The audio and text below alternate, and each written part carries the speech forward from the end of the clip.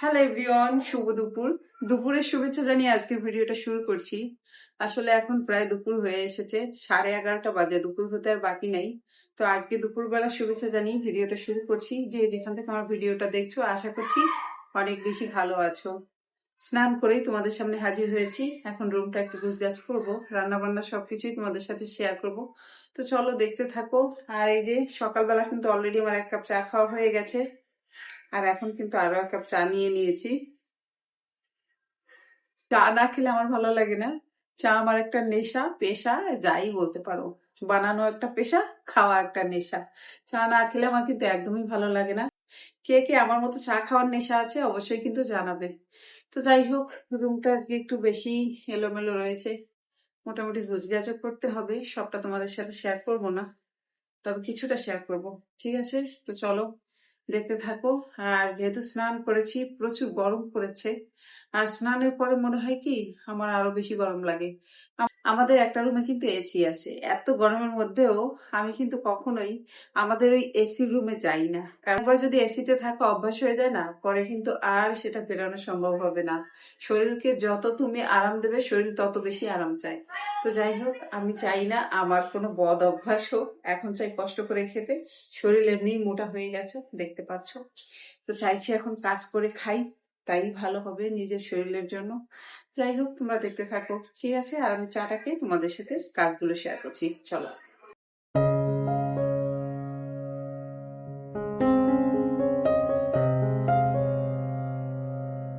চা খাওয়া শেষ করে আমি আমার মেজো মেয়ের টেবিলটায় চলে এসেছি। একদম এলোমেলো করে সবকিছু রেখেছে। আর এই বইগুলো এখানে রাখার একটা অর্থ আছে। তোমরা দেখতেই পাচ্ছ বিল্ডিং এর চারিদিকে রং উঠে কি অবস্থা। আমি এই কারণে না কখনোই পুরো রুমের ভিডিও তোমাদের সাথে শেয়ার করতে পারি না। আমার পেছনে দেখো কি অবস্থা হয়েছে। এভাবে সব জায়গায় চলটা উঠে গেছে। খুব বিশ্রী লাগে। যে যে জায়গায় এইগুলো আছে সেখানে একটা কিছু দিয়ে ঢেকে রাখতে হয়। খুব খারাপ পরিস্থিতি। আমরা এই বাসায় আসার পরে নিজেরা 2বার রং করেছি। তো নিজের আর কতবার করা যায় অন্যের বাড়িতে। তো যাই হোক, এখন আর ইচ্ছা নাই। এখন ইচ্ছা আছে বাসা এবার চেঞ্জ করে ফেলবো।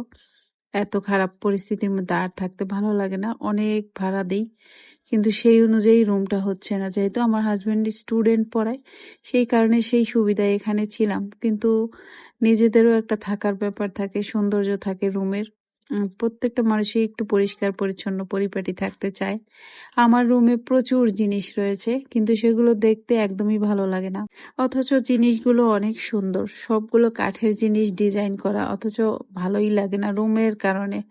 অন্ধকার রুম, নিচতলা বাসা, সারাক্ষণ লাইট জ্বালিয়ে রাখতে হয়। খুব বিশ্রী একটা পরিবেশ তৈরি হয়। তো যাই হোক, আমার মেজো মেয়ের কম্পিউটার এখানে থাকে, আর বড় মেয়েটার হচ্ছে পড়ার রুমে। আমার হাজবেন্ড যে রুমে পড়ায় সেই রুমে হচ্ছে বড় মেয়ের কম্পিউটার। ওরা দুজনেই কম্পিউটার চালায়। তো সেই কারণে দুজনকেই কিনে দেওয়া হয়েছে আলাদা করে। এদিকে টেবিলটা গুছগাছ করে আমি চলে এসেছি আমার বিছানাটা পরিষ্কার করতে। তারপরে হচ্ছে আমি রান্নার রুমের দিকে যাব।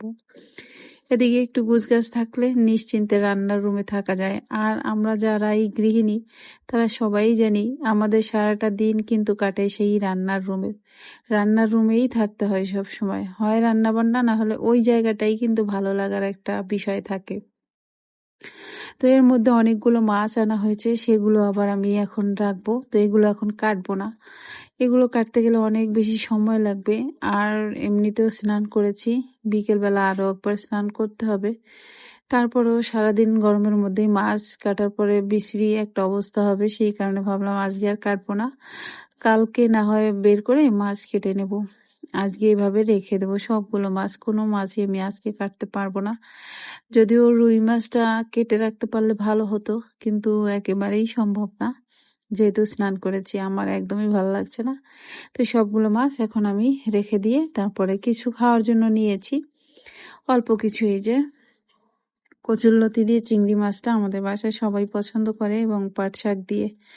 তো পাট শাক এবং কচুরলতি দুটোই রান্না করা হবে। পাট শাক আর শেয়ার করছি না, চিংড়ি মাছ দিয়েই রান্না করছি। তো ভাবলাম সামান্য কিছু শেয়ার করে দেই। তো কচুরলতিটা শেয়ার করলাম। তো অনেক বেশি মজা হয়েছিল। কচুর লতিটা অনেক চিকন ছিল, দেশি টাইপের। গ্রামের বাড়িতে যেরকম চিকন টাইপের লতি হয় ওই টাইপের। আর মোটা লতিগুলো কিন্তু খেতে খুব ভালো হয় না, কিন্তু চিকনগুলো ভালো হয়। তো দেখো, দেখতে কিন্তু খুবই লোভনীয়, টেস্টি হয়েছে। আর আমি তো অনেক পরে সাউন্ড দিচ্ছি, খেতে খুবই লোভনীয় হয়েছিল। আর সাথে আছে এই যে পায়েস। পায়েস রান্না করেছিলাম, গ্রাম থেকে গরুর দুধ আনা হয়েছিল।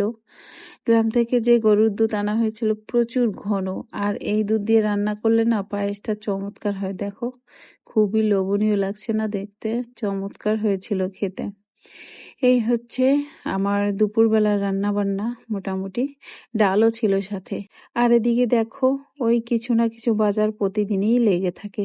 ডাল যেমন প্রতিদিন লাগে, এটা শেষ হয়ে গেলে আনতেই হয়। আর আমার এখানে খালি বয়াম দেখতে ভালো লাগে না, বয়াম ভরে রাখতে ভালো লাগে। তো ডাল নিয়ে এসেছে, আমি এগুলোকে ভরে এখানে সাজিয়ে রাখবো। আমার এগুলো ভরে সাজিয়ে রাখতে খুব ভালো লাগে, দেখতে সুন্দর লাগে। তো সেই কারণে আমি সব সময় কিন্তু এগুলোতে কিছু না কিছু ভরে রাখি। যদি কিছু না থাকে মশলা, তখন চাল ভরে রাখি। তো কেমন হয়েছে অবশ্যই জানাবে। আর এদিকে দেখো, তেলও ভরে রাখছি বয়ামে। এদিকে তেলটাও ভরা ছিল না, আর রান্নার সময় যদি তেলটা কাছে না পাই মাথা গরম হয়ে যায়।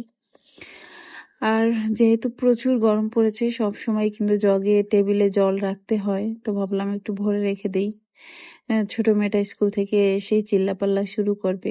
গ্রাম থেকে একটা কাঁঠাল আনা হয়েছিল, সেই কাঁঠাল খাওয়া হয়নি। আমি না ভুলে গিয়েছিলাম যে কাঁঠাল আনা হয়েছে। আজকে হঠাৎ করে আমার মনে পড়লো, তো গিয়ে দেখলাম যে খুব সুন্দরভাবে কাঁঠাল পেকে গেছে। খুব চমৎকার কালার, আর এত মিষ্টি লেগেছে, খুব ভালো লেগেছে খেতে। কাঁঠাল খুব বেশি খাওয়া হয় না, কাঁঠাল খুব পছন্দের না, আমটা বেশি পছন্দ করি। তো দেখো, এই যে কাঁঠালগুলো আমি কিন্তু এখন বের করে নিয়েছি। খুবই মজাদার মিষ্টি হয়েছিল। আজকের ভিডিওটা তোমাদের কাছে কেমন লেগেছে অবশ্যই জানাবে। আর তোমরা ভালো থাকো, সুস্থ থাকো, টাটা।